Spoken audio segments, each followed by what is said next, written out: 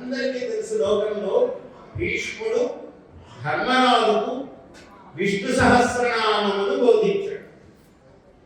భీష్ముల వారు ధర్మరాజుకు విష్ణు సహస్రనామాన్ని బోధించాడు. ఇది కూడా అనుశాసన పర్వములోనే ఒక 149వ అధ్యాయంలో ఇది బోధిస్తాడు. ఈ పర్వము మొదలు కాగానే 17వ అధ్యాయములోనే శివ సహస్రనామమును సాక్షాత్తు కృష్ణ పరమాత్మ బోధించాడు. సాక్షాత్తు కృష్ణ పరమాత్మయే ఈ శివ సహస్రనామాన్ని ధర్మరాజు బోధించాడు. చాలా చిత్రం. ఏదైనా ఇక్కడ ప్రాజ్ఞలి ప్రాహ విప్రఋషి నామ సంగ్రహం ఆదితః. కృష్ణ పరమాత్మ ఏమన్నాడంటే వాసుదేవ ఉవాచ అన్నాడు సుస్పష్టంగా. కృష్ణుడు ధర్మరాజుతో ఇలా అంటున్నాడు, నాయన నీవు అడిగావు, నీవు అడిగినది అది శివతత్వము నేను నీకు చెప్పవలసి ఉన్నది. ఈ శివతత్వము నాకు ఉపమన్యు మహర్షి నాకు బోధించాడు. ఆ బోధించిన క్రమమును నీకు తెలియజేస్తాను. ప్రాజ్ఞలి ప్రాహ విప్రఋషి, బ్రాహ్మణోత్తముడైనటువంటి ఉపమన్యు మహర్షి ఇలా నాకు చెప్పాడు. నామ సంగ్రహం అంటే శివనామములన్నీ సహస్రములు ఎక్కడి నుంచి వచ్చాయ్యా అంటే వేదములు మహర్షులు కీర్తనలు చేయటం వల్లను 10,000 నామములు ఏర్పడ్డాయి పరమశివుడి. ఆ 10,000లో 1000 నామములు నేను సంగ్రహించి నీకు చెబుతున్నాను అన్నాడు. చాలా గొప్ప మాట. ఆ చెప్పేటప్పుడు కూడా ఉపమన్యువు తనతో ఏమన్నాడో ఇక్కడ చెప్తూ ఉన్నాడు. చాలా అద్భుతమైన ఘట్టము.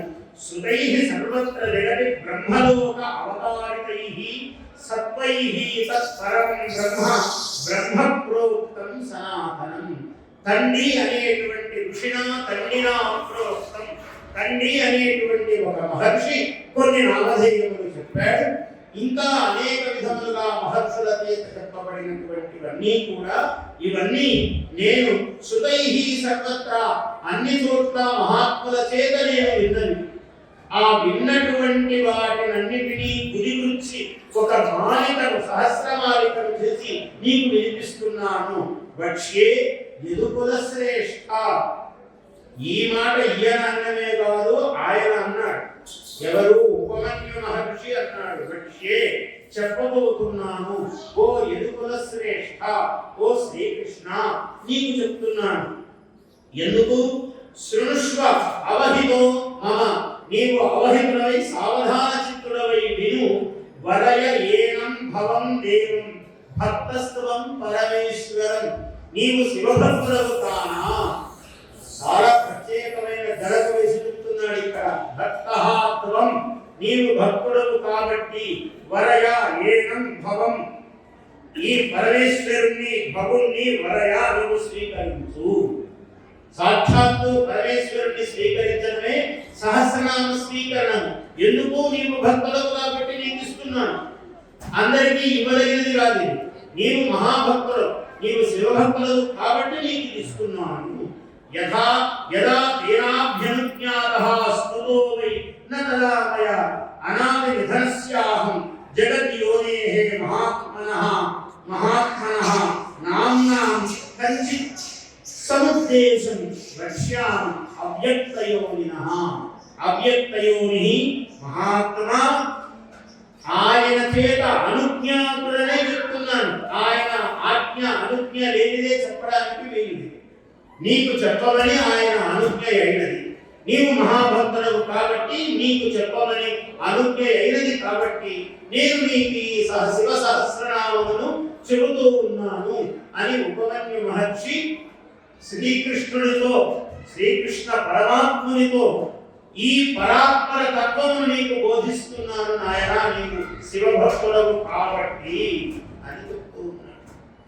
ఆయన ఎంత అద్భుతమైన విషయాలు చెప్తున్నాడంటే వరదస్య వరేణ్యస్య విశ్వరూపస్య ధీమతః.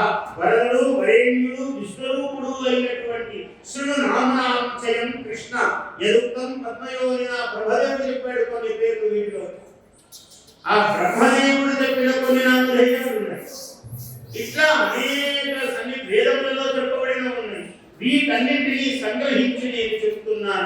దశనామ సహస్రాణి అంటే 10,000 నామములు. యాన్యాహ ప్రపితామహ ఆ బ్రహ్మదేవుడు ఏవైతే ప్రపితామహుడు బ్రహ్మ బ్రహ్మ బ్రహ్మ బ్రహ్మ మూల బ్రహ్మ ఆయన ప్రపితామహ అంటే కేవలం పితామహ అనేది ఇక్కడ శబ్దంలో కూడా చాలా ఔచిత్యం ఉన్నది. ప్రపితామహుడు ఏవైతే నామాలు చెప్పాడో 10,000 నామములు అన్నీ బరువు కాబట్టి కాలదృష్ట్యా అప్పుడే మనము ద్వాపర యుగానికి వచ్చాము కాబట్టి ఆయన 3 యుగాలు గడిచిపోయాయి. 10,000లో నీకు 1000 మాత్రమే చెప్తున్నాను అన్నాడు. అందువల్ల కాని నిర్మత్స్య మనస చాలా గొప్ప మాట. దధ్నో ధృతం పెరుగు నుంచి నెయ్యిని తీసినట్టుగా నీకు తీసి 1000 నామాలు ఇస్తున్నాను. పెరుగును పెరుగుగా ఇవ్వటంలా పెరుగును మజ్జిగ చేసి దానిని చిలికి దానిలో వెన్న తీసి వెన్నను కాచి నెయ్యి వేసి ఆ నెయ్యిని నీకు అందిస్తున్నాను. ఇది సారభూతముగా ఇస్తున్నాను. గిరేసారం యథా హేమ కాబట్టి ఆ పర్వతముల యొక్క సారం బంగారం ఎలా అవుతుందో పుటలు పెట్టి పెట్టి పెట్టి పెట్టి కదా మట్టిలో నుంచి బంగారం తీస్తారు.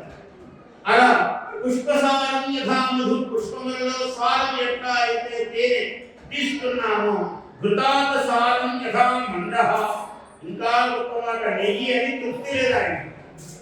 చూసారా వ్యాసుల వారు ఎంత అద్భుతంగా పరమేశ్వరుని గురించి చెప్పవలసినప్పుడు నెయ్యిచ్చాను అన్నాడు. ఇందాక దధ్నో ఘృతం యథా అన్నాడు. అంటే పెరుగు నుంచి నెయ్యి తీసినట్టు అని చాలక నెయ్యినందు మండమును తీసినట్టు అన్నాడు. మండం అంటే ఏమిటంటే నెయ్యిని బాగా కాచి కొంతసేపు ఎట్లా పెడితే దానిపైన ఒక పొర వస్తుంది, ఒక తెరలాంటి. పాలతో వెన్ని మధ్యలో వెన్న వచ్చినట్టుగానే నెయ్యిలో కూడా ఒక పొర ఏర్పడుతుంది. అంటే నెయ్యి యొక్క సారం దాన్ని మండము అన్నాడు. తెలుసుకుంటుందా మండ అన్నాడు. అటువంటి నేతిలో మండమును తీసినట్టుగా నీకు తథైవ తత్సారం ఉద్ధృతం ఈ నామములలోని సారమును నీకు అందజేస్తున్నాను. సర్వ పాపాపహం ఇదం చతుర్వేద సమన్వితం ప్రయత్నేన అధిగంతవ్యం. ఎంతో ప్రయత్నం తపస్సు చేస్తే మాత్రమే లభించేవి నాయన, అతి సులభంగా లభించనివి అని దాని మహాత్మ్యం చెప్తున్నాడు. అధిగంతవ్యం ధార్యంచ ప్రయతాత్మన కాబట్టి ప్రయత చిత్తుడైనటువంటి వాడు అటువంటి జీవ స్వభావము చేత ధారణం చేయవలసినవి మాంగళ్యం పౌష్టికం రక్షోధనం పావనం మహత్. ఈ మాంగళ్యం పౌష్టికము శాంతి శాంతికం పౌష్టికం అనేటువంటివన్నీ ఉంటాయి మన కర్మలలో. శాంతి కర్మలు పౌష్టిక కర్మలు. శాంతి అంటే శాంతిని కలిగించేది, పౌష్టికం అంటే పుష్టిని కలిగించేది. ఇవి కర్మలు. అటువంటి కర్మలు ఇటువంటి శబ్దముల ద్వారా ఏర్పడినవి. అటువంటి కర్మకు మూలము శబ్దం. ఆ శబ్దములు మంత్రములు. ఈ మంత్రాత్మకములైన శివనామ సహస్రము అనేటువంటి ఈ శబ్దములను ఓ కృష్ణ నీకు వినిపిస్తున్నాను అని మహాద్భుతం. ఇదం భక్తాయ దాతవ్యం శ్రద్ధధానాయ ఆ ఆస్తికాయ చ ఇలాంటి వాడికి యశ్చ అభ్యసూయతే దేవం కారణాత్మానందీశ్వరం. ఎవడైనా శివుణ్ణి చూసి ఈర్ష్యపడతే అభ్యసూయతే. ఎందుకయ్యా ఈర్ష్య? జగత్తంతా ఒకే నమస్కారం పడి చూస్తున్నారు కదా, నిత్యము అభిషేకాలు చేస్తున్నారు, పంచామృత అభిషేకాలు చేస్తున్నారు. పంచామృత అభిషేకాలు ఎందుకంటే ఎన్నో తగ్గిపోతుంది ఇట్లాంటి మాటలు అనుకోరాదు. మనం అసలు పంచామృతాలు ఉన్నదే శివుడికి అభిషేకం చేయడానికి, నువ్వు తాగడానికి కాదు. Please subscribe to our YouTube channel. Like and share this video.